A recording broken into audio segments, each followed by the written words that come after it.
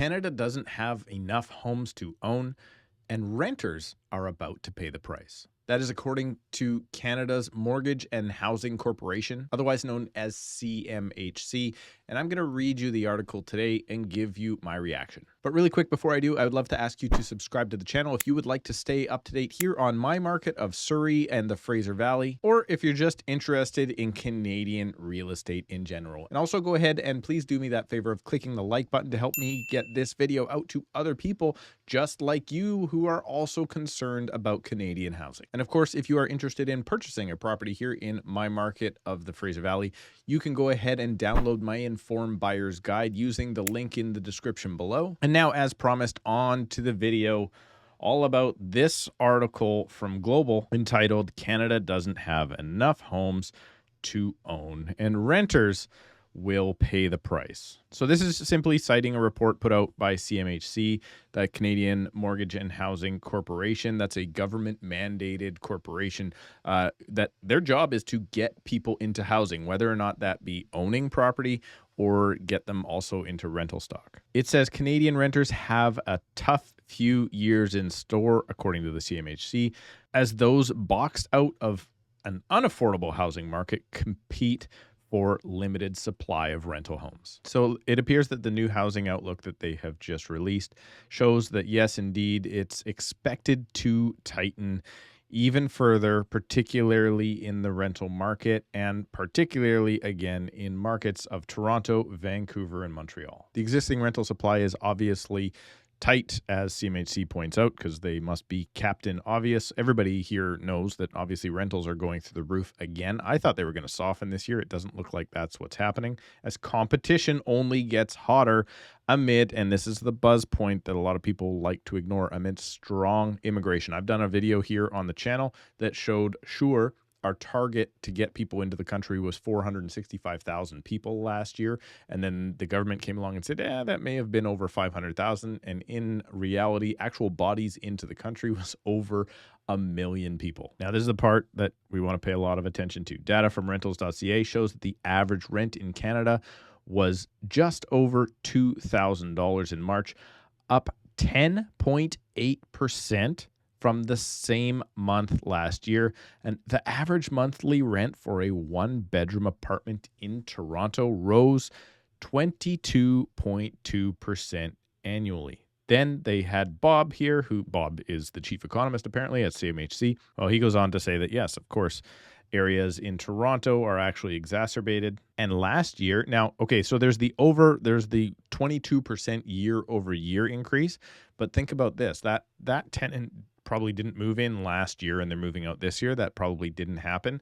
So the actual turnover from the previous tenant to the new tenant is actually an increase of 29%. And of course, then he goes on to talk all about how, of course, we need to add more supply if you want this problem to get any better. The article continues, while a drop in home prices over the past year has lowered the bar for some Canadians looking to enter the housing market. As we know, prices have come off, particularly in my area, of upwards of 20%. Rising interest rates mean that, well, it's a heck of a lot more difficult to get a mortgage. So it doesn't really matter if prices have come down 20% if the cost of borrowing is even more than it was previously, meaning your monthly payments are actually higher than they were when prices were higher. Now, this is the hot topic button here.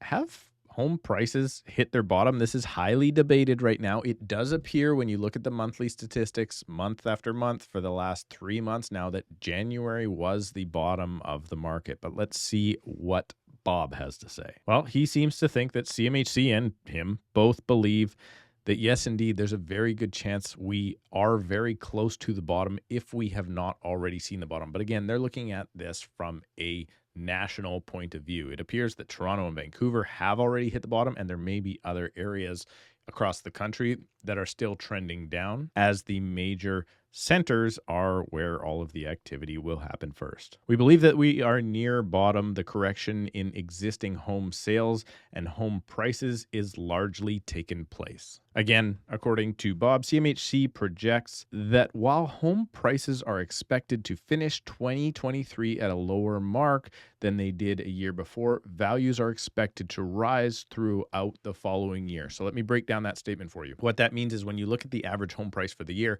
it takes all of the homes that sold and then comes up with an average price. So if you take all of the homes that sold in 2021, the average price is going to be a lot lower than all of 2022. And they do expect that all of the homes that sell in 2023 is also lower than 2022. But that does not mean that they expect house prices from this point in 2023 to now continue to fall. So there's a big difference between the average sale price in a year and then the average sale point from a year-to-year basis or one point in time. Lack of homes on the home ownership side of the market is expected to be a key factor in driving up prices as competition heats up over said limited supply. And then, of course, I love this. He starts using the analogy of, well, it's like squeezing a balloon from one end, it's going to the other end. That's going to give the bubble bursters a beautiful balloon popping story to tell you. And then he goes on to say that the problem is while those that are unable to buy keep renting, those same renters now have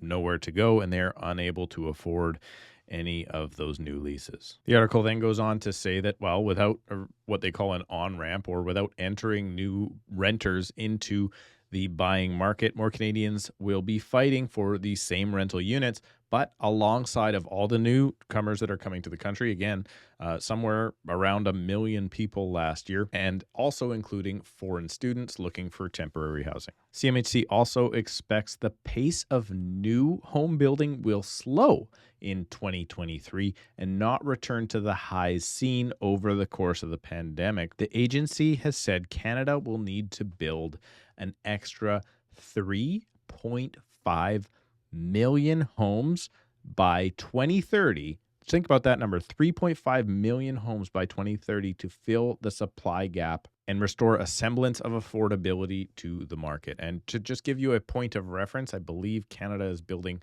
somewhere around 120,000 homes per year right now. So the best case scenario, we're probably going to end up somewhere around 1 million homes, and we need 3.5 million. And at that exact same time, even CMHC says that they expect housing starts over the next 2 years to come in lower than initially forecast. And of course, that is because higher building and borrowing costs for builders, in addition to constraints such as a tight labor pool, are throttling the pace at which a developer can even break ground on new homes. So there you go. Unfortunately, more bad news into the housing market. We're probably not going to see the amount of homes that we need, which is starting to explain the reason why at such high interest rates, we're starting to see prices go up again, which for the record, I don't think is good for anybody. And unfortunately, when those carrying costs go up and the squeeze happens and people don't buy, that causes rents to go up.